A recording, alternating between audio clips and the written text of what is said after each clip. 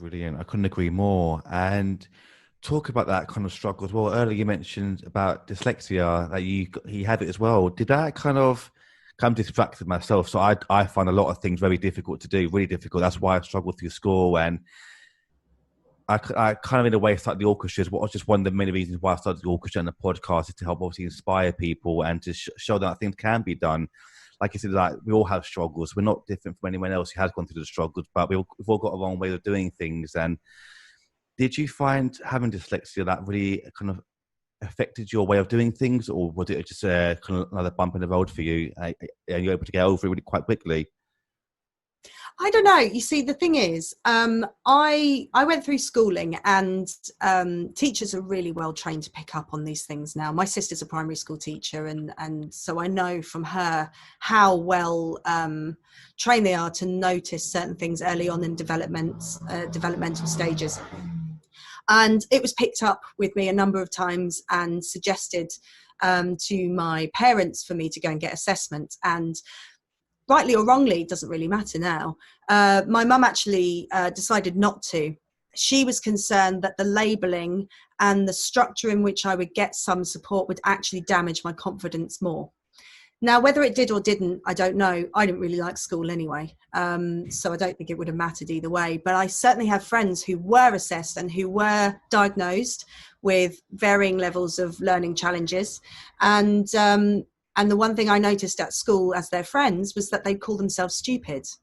Just because they didn't immediately, know to put a B or a D, I had to think that the right way around, which is what I was doing, or a P and a Q, and certain vowels going in the wrong order, and just needing sometimes to blink a bit before you focus to read. And I also have high functioning autism in my family. And so I'm interested when I watch,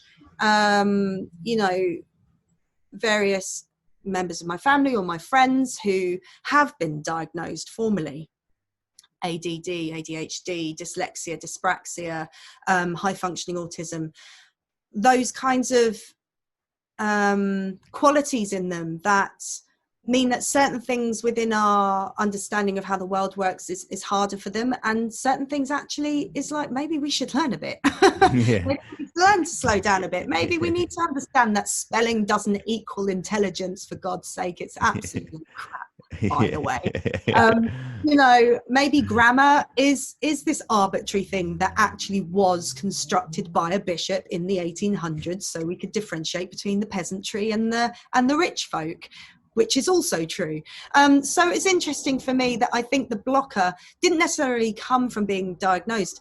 My blocker now as an adult is that actually I would like some answers, to have an expert be able to say to me, yeah, this is probably why you feel like this, or why you experience that.